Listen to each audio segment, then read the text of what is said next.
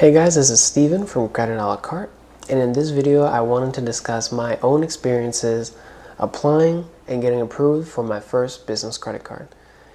As a reminder, this channel is all about credit cards and using them in the most effective way possible in order to earn points that you can use to travel for free. So if that sounds exciting to you, then make sure to subscribe and hit the notification bell below so that YouTube notifies you every time I post a video.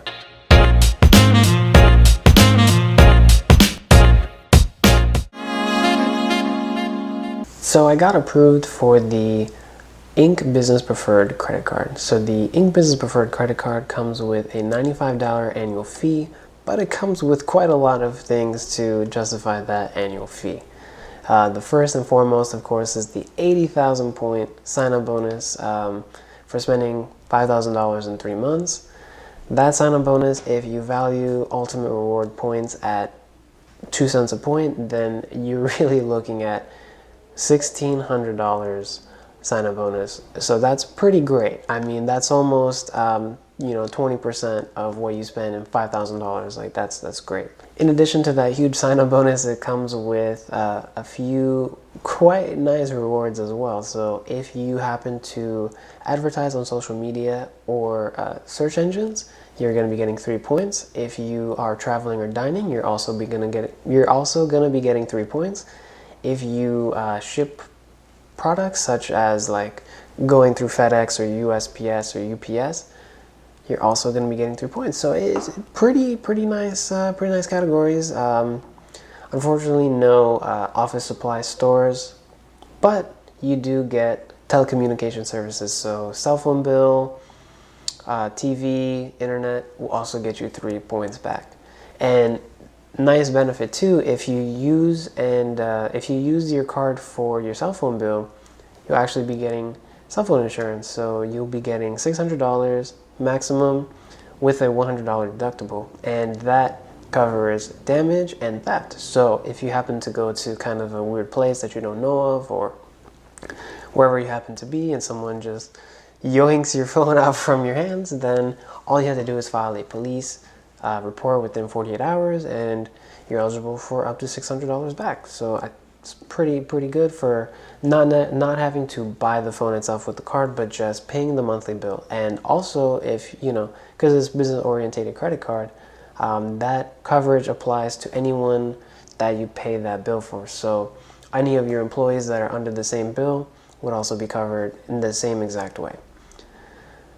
Anyway, enough about the card. I think it's a great card, but that's obviously why I applied for it. But let's talk about the actual application itself. So this was kind of my first business credit card. I really didn't know what to expect. I already had quite a few years of experience with having Chase credit cards. I've had the Chase Freedom card for about 4 or 5 years now, and I recently got the Sapphire Reserve. So Chase was still kind of new to me, even though I kind of knew the rules. I knew about, of course, the 524 rule.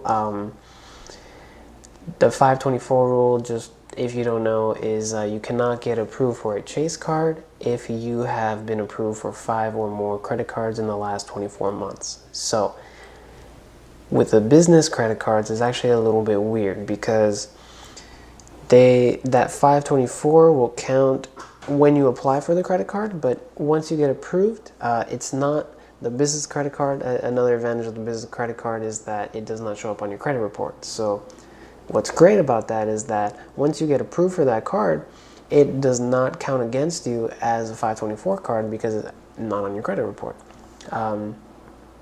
So, we'll have another video about the 524 rule and all the intricacies of it, but if you are over 524, then don't even bother applying for the card because you probably won't get it and you're just wasting a hard inquiry. But if you're underneath, I was, I think, at 324 at that point in time that I applied, so of course I was eligible. I don't have I don't have any business credit cards, obviously, with Chase or with anyone, so I thought the best thing I could do is go in branch to apply. And the way I applied for it is as a sole proprietor. So as a sole proprietor, you can just as a few tips and tricks, is that you can apply for, like, on the application it'll say business name, and you can actually use your own name, and it'll say your EIN number or TIN number, and that is your tax number that the IRS gives you. If you are applying as a sole proprietor, you can just use your straight social security number, and you're good to go. Business address, you can also use your home address if you're operating out of your own home. So I happen to live here, and that's where the business address is. So you can use it there. So if you happen to, say, own an online business, or you happen to ship things out on eBay, you can use your home address, and you're good to go on that front. So you don't have to have like a formal commercial area. You're good. You are probably more eligible than you think you are. Another kind of a weird quirk is I forgot to mention is that when I went to go apply in person, I did not create a business profile up until that point. So when you apply for a credit card, a business credit card from Chase, you have to have your own specific business profile. Now, luckily, the agent or manager or whoever happened to to help me out was able to open up a business profile for me, and then from there, then we applied for the card, and then all these little tips and tricks I just gave you, applied to you. So unfortunately, after the application was submitted, I did not get approved instantly, so which is something I'm kind of used to, so I was kind of a little bit bummed out. And frighteningly enough, too, the person helping me told me that I had to wait 7 to 10 days to hear an answer. Now, if you know anything about Chase on the personal side, 7 to 10 day notice is like bad news. It's usually a denial or just kind of a verification. But I kind of assumed it would be a verification error because it's the first time applying for a business card. So on the business side of things, the best thing you can do is kind of just wait it out. Typically, they will kind of give you a call the next day, and they'll ask you questions about the business, about your projected income, kind of just general questions about the business. And if you answer them and they like what you say, then they might approve you on the spot. If in my case, I was lucky. I didn't have that phone call. I just called in the next day on the automated status line, and I just got approved. I just got a message that said you've been approved. So super lucky. I didn't have to deal with any heartache or anything like that.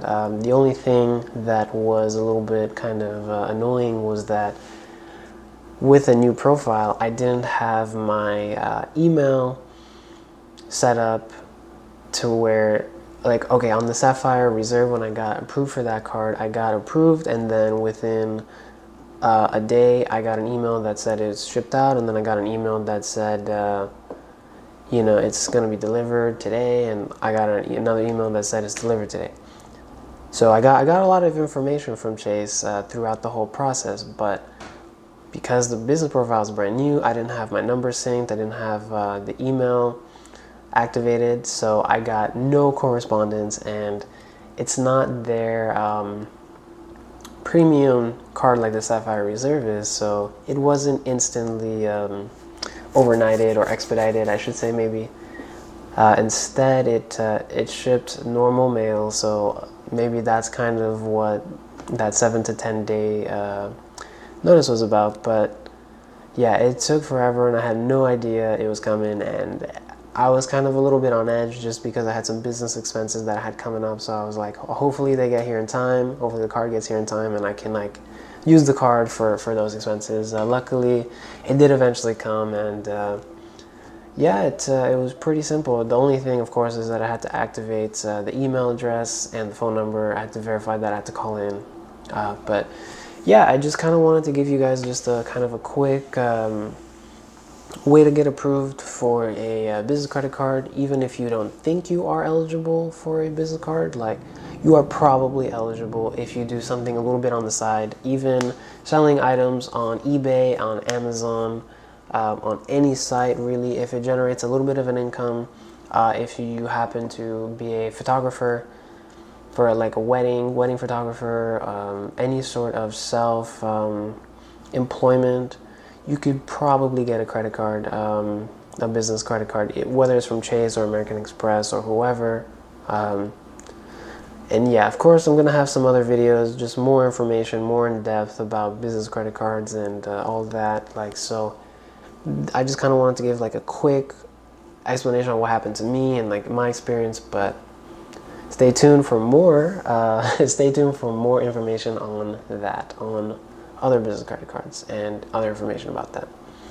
Now, if you liked our content, be sure to subscribe and hit the notification bell on YouTube so that YouTube notifies you every single time I post a video. If you want to support us outside of YouTube, then you can hit us up on Creditalacarte.com, where I post every weekday. And additionally, I also post on Instagram every weekday. So yeah, thanks for watching.